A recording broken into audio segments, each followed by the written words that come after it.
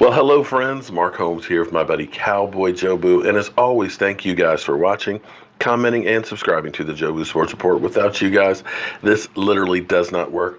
Let's get open for business on this morning's edition of Don't Sleep on the Dallas Cowboys, because you literally cannot sleep on the Dallas Cowboys because things happen late in the evening, late at night, first thing in the morning. So you want to be up to speed with all that is America's team. If you're watching the show right now, you know that my other YouTube channel has been canceled again. The only thing I've gotten some messages, basically, they say I post too much. And the YouTube bots are basically looking at it and saying that nobody has that much to say that often, that many times a day. So what we're going to start doing is we're going to actually post less videos to YouTube. We'll be doing more stuff on Facebook, and of course on Vimeo. We'll do everything, but we'll do longer videos and try and pack in as much. So unless it's like really major breaking news, I won't be doing that as much. Hopefully, maybe I'll get lucky and the channel, I'll get it back maybe in a couple of weeks. And if I do, what we'll do is we'll do one channel for breaking news and the other channel we'll do for live streaming. In fact, I may even start using my, I have another channel, The Wood Boar. So that way we spread the wealth and hopefully I can get out of YouTube jail. I have to admit that I am, this is hard for me.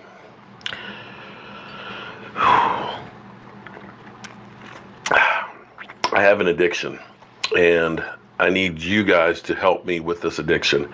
And I realize I am addicted to YouTube and social media. I enjoy coming here every day talking to you guys about the Dallas Cowboys. And I've always known that I've been a football whore, where I'll do anything for football because I absolutely positively live football every single day of my life. I wake up in the morning and I'm first thing checking the wires, checking NFL media to see if something happened in the middle of the night. I love analyzing, looking at the numbers, looking at the statistics, and trying to find some bit of positivity to hold on to have some hope, even when things are down. I'm that guy that not only looks at the glass half full, but I'm thankful that that glass is half full. So for me, this is a lot of fun. It brings me a lot of joy. And I love the interactions and meeting people. I used to be very, very shy growing up. I used to stutter. I didn't have a lot of friends growing up because when I went to school, I was the first class that was integrated. And being the color that I am, the white kids would say, "You're just a nigger, get out." Excuse my language. The black kids were like, "You're light, bright, and damn near white. We don't want to have anything to do with you." So it was kind of like I was my own people, neutral, and didn't have a lot of friends. But through social media, it gave me confidence to speak. It got me past my stuttering, because I used to be so bad that when I would meet people, I'd be, "Hello, how are you doing?" So social media is a great thing. It has, like anything else, it's got some problems too, and so on. And that's where YouTube is trying to take care of some of the problems. And with what I do, it's not the norm on social media. It's not the norm for people to post as many videos as I do. But I don't think that I'm spamming videos. I think that I'm actually bringing news that's on the Cowboys, as well as showing my everyday life. But, you know, we're going to fix this, and we're going to end up being better in the long run for it. So we also have my Facebook page now, Jobu Sports Report. And if we can get that up to 10,000 subscribers, we'll be able to do a lot of the same things on Facebook that we do on YouTube as well. That way, there's no way I can get shut out, or it's a way of me spreading it around, so that way I don't put up the red flags and things. But that's neither here nor there, because I'm still here with you guys, and my day has been made. I'm getting my fix. Oh, Nelly, I'm getting my fix. Yeah, you know, I try to stop doing YouTube, but it just keeps calling me, man. It keeps calling me. Okay. It is week 3 in the NFL. And this is an important week because if you're a team that's 0-2, you do not want to go 0-3. So this is desperation time. And if you do not get up off the mat now, you might as well get your golf clubs in your trunk because the chances of making the playoffs are slim and none, and you might want to bet on the none. I'm not saying it can't happen because it has happened, but your odds get worse and worse. When you start off 0-2, you only have about 11% chance, only 11% of teams that have gone 0-2 have made the playoffs. Now, we truly bucked the trend because we lost Emmitt Smith because he was holding out. And we went 0-2 and went on to win the Super Bowl. That is definitely exception and not the rule. You had the San Diego Chargers at one time started out 0-4 and ended up making the playoffs. Again, that's the exception, not the rule. But if you do not get out now, it gets to be that much tougher. I'm not saying you can't, but this is where you have to start looking at teams saying, we got to poop or get off the toilet. And that's where we are with our Cowboys. Fortunately, we beat the Giants. The difference of being 1-1 and 0-2 are night and day.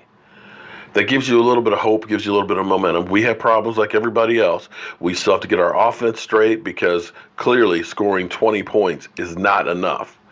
We've got to be able to pass the ball down the field more. We need to get Zeke Elliott starting to eat and really churning up those yards. We need to get the offensive line who played better, didn't give up a sack for the first time since the last time we played the New York Giants. We need to get them rolling and basically playing downhill and opening up lanes. We need to get our wide receivers to start getting on the same page with Dak Prescott, and we need Dak Prescott to start hitting the wide receivers that are open and tight ends, a la Rico. But you have hope when you're at least 1-1. Now we're looking at Seattle. Seattle, who Russell Wilson has been sacked 12 times in the first 2 games. That's not the kind of abuse that a quarterback should be taking. We know how bad it was when Dak got 9 in that one game against Atlanta. Seattle is clearly not the Seattle Seahawks of a few years ago. Their team is at a point where they got old. They weren't able to reload with talent and things in there on the defense. And they've kind of changed philosophies and got away from what they originally were, which was a ground and pound football team. Now they've become a passing team. And this is what's interesting to me because we always hear so much about Dak sucks. Dak is not throwing for, 300, 400 yards. But the reality of the NFL is this. If you got to throw for 300-400 yards, your chances of winning go down. You're not controlling the game, you're not controlling the clock, and you're not controlling the other team. You're in a shootout. Remember, Tony Romo's greatest game, 500 yards. We lost. We lost. The biggest keys in the NFL and the biggest things that always will change a team's position are getting turnovers and making turnovers. You can play like crap, but if you don't turn the ball over and the other team does, your odds of winning go up. And I don't care whatever else you say about Dak Prescott is not a guy that turns over the ball. I go back to last year. There's a lot of things that if one of them hadn't happened, we'd probably been in the playoffs last year. And to me, the season turned on one play. And that was in the Ram game with the Ryan Switzer fumble. The Cowboys were rolling. The Rams could not stop them. And we have a muffed punt on our 12, 13-yard line that gave the Rams an easy score and gave them life. And turned that whole thing around. They got the momentum and boom. That was the end of it. So for whatever else you say about Dak Prescott, it's one thing to be a garbage quarterback that turns over the ball and doesn't make yards. But Dak Prescott doesn't turn over the ball and he makes plays, be it when you need them or with his legs. And I believe that he will continue to get better this season as he has more time with these wide receivers. The thing I always tell you guys is you really and truly do not know what team you have until about October. Remember the first week this year? The New York Jets, Sam Darnold. Oh my God, Sam Darnold, he's the franchise quarterback. The New York Jets, they're fantastic. Since then, now they've lost to the Browns. So that first game, they looked fantastic. But since then, not so much. So that's like I said, hold up before you make final adjustments. Don't the first month of the season, don't get too hyped about your team and don't get too depressed because you really don't know what you got until about October. You can see the trends. You can start to see where it's going. But you really don't know because the first month of the season, let's face it, it's preseason. The starters play a series, maybe the first game, maybe a quarter of the second game. Some teams will play maybe a half. We didn't even play a half of the third game. Dak Prescott had 4 series in preseason. Zeke Elliott didn't play a snap. And you've had all of these different new parts that are in there. This, my friends, is preseason for the offense. The defense, they're head and shoulders ahead because defense is a little bit easier to get than it is on the offense. You can plug guys in a lot easier on defense to fill positions, especially with the style of defense that we're playing, that it's more a press coverage. It's more of a blitzing. Actually, we don't blitz that much. We only blitz about 24% of the time. But it's easier to pick that up than it is to pick up the offense. It takes more time. And I have faith in our offense. Now, again, Russell Wilson and that offense, they don't have a running game right now, which is away from what made that team so good. When they had Marshawn Lynch and they were able to run the ball, it made it that much easier for Russell Wilson. Yeah, his numbers are better now out of necessity, but he's running for his life. And a season like this where he's getting beat the hell up, it's going to be hard for him to make it through the season being uninjured, and it will literally take years off of his career. See anybody who's played for the Washington Redskins. Their defense, now, all of a sudden you got question marks of whether Earl Thomas will play with this mysterious personal matter. I don't want to touch on Earl Thomas too much here, but here's the thing.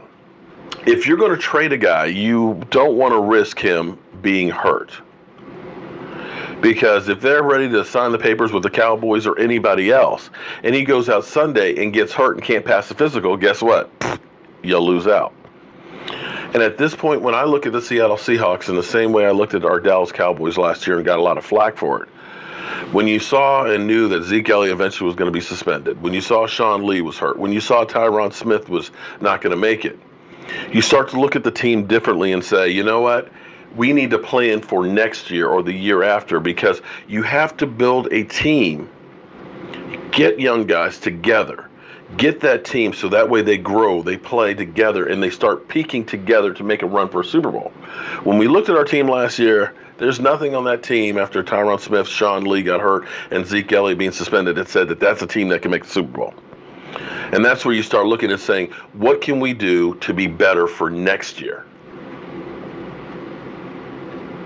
Is that play some younger guys, get them some experience? Is that mean letting go of some veterans and making some trades so that way we can get more picks? Does that mean that you don't win as many games and you get a higher draft pick? And that's where you are if you lose and become 0-3 tomorrow. You start looking at, okay, this isn't the year. What can we do for next year to make sure that that is? So 0-3 versus 1-2 are two major things. Now, you're beginning to see a few people that are picking the Cowboys, and that always scares me because it seems like the talking heads are usually wrong as far as the Cowboys go.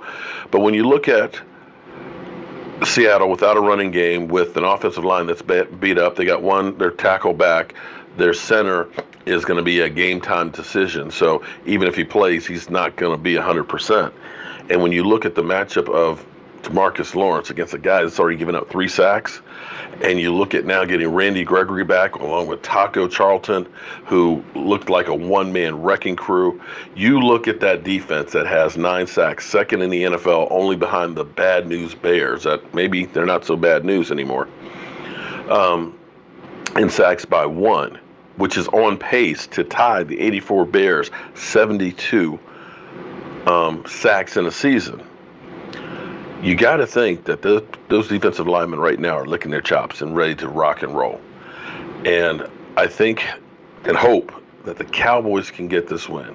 If they can get this win, this sets the table for the rest of the season. Because, believe it or not, the next month is kind of the soft point in our schedule. And this is where we have to pick up some momentum and start feeling good about ourselves. So, one other thing before we get out of here. I got something new yesterday I ordered. I'm always trying to upgrade and do stuff that's fun for everybody. And I ordered this. And I wish I had actually had this for Sunday night, because we have a special award. You know, Michael Anthony Fitness used to have the Jason Garrett Clapper Award. And now we have the Golden Toilet Bowl Award. That's right. So when you think about the New York stinking Giants, last week they won the Toilet Bowl Award because they got flushed. So we're definitely going to be using our toilet bowl. Later on today, we'll have our pick section, which is kind of crazy because the numbers, the stats, and things like that never make any sense on who's really going to win. And quite frankly, if you can get 50% right, you're beating the curve. But we'll go through and we'll look at some of the games that are coming up and how it's going to affect the Cowboys as far as the standings. We got some really good ones. And it'll be interesting to see the Washington Redskins against the Cheeseheads. I'm Mark Holmes. This is Cowboy Joe Boo. And thank you guys, as always, for watching the Joe Boo Sports Report. I'll see you soon.